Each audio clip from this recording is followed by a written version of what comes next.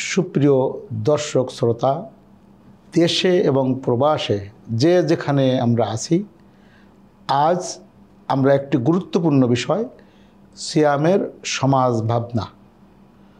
সিয়াম রোজা সকল যুগেই ছিল, সকল নবী রসুলের উপরে এই সিয়াম সাধনা পালনের নির্দেশনা দেওয়া হয়েছিল, মানুষ যাতে পরস্পরের দুঃখ বেদনা ব্যথা সমস্যার সুবিধা অসুবিধা শেয়ার করার মতন মন তৈরি হয়। এজন্য রোজা সিয়াম আমাদেরকে সামাজিক হতে শেখায়।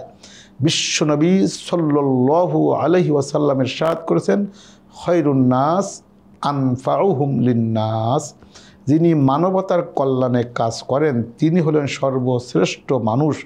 মানব কল্যাণে মানবতার সেবায় যিনি নিয়োজিত থাকেন তিনি সবচেয়ে শ্রেষ্ঠ মানুষ রূপে বিশ্বনবী সাল্লাল্লাহু আলাইহি ওয়াসাল্লাম স্বীকৃতি দিয়েছেন। এজন্য অন্য হাদিসে বলা হয়েছে, ইরহাম মান ফিল আরদি ইয়ারহামুকুম মান ফিস সামা।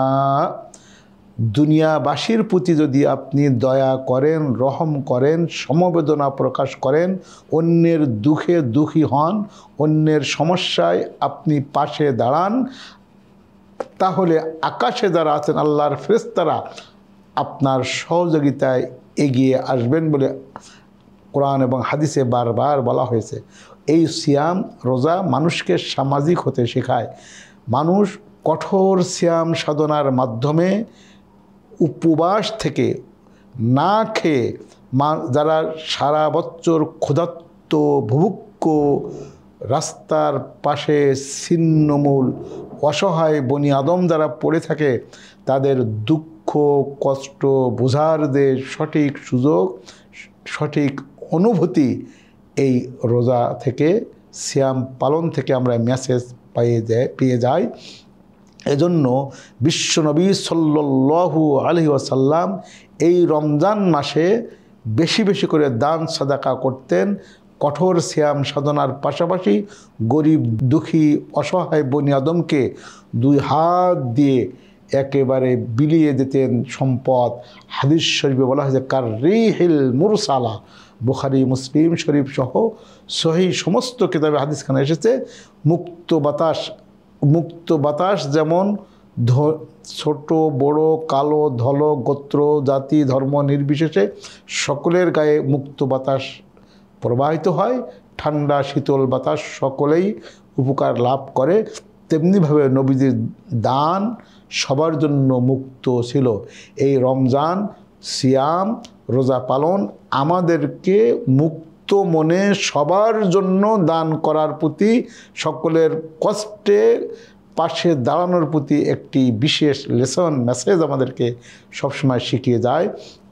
অতএব রোজা সাওম আমাদেরকে সমাজ ভাবনায় তথা সমাজ উন্নয়ন, সমাজ সংস্কার, সমাজ সংশোধন, আদর্শ সমাজ বিনির্মাণের লক্ষ্যে সিয়াম আমাদের জীবনে সবচেয়ে গুরুত্বপূর্ণ একটি শিক্ষা আমাদেরকে সবসময় ডাক দিয়ে যায়।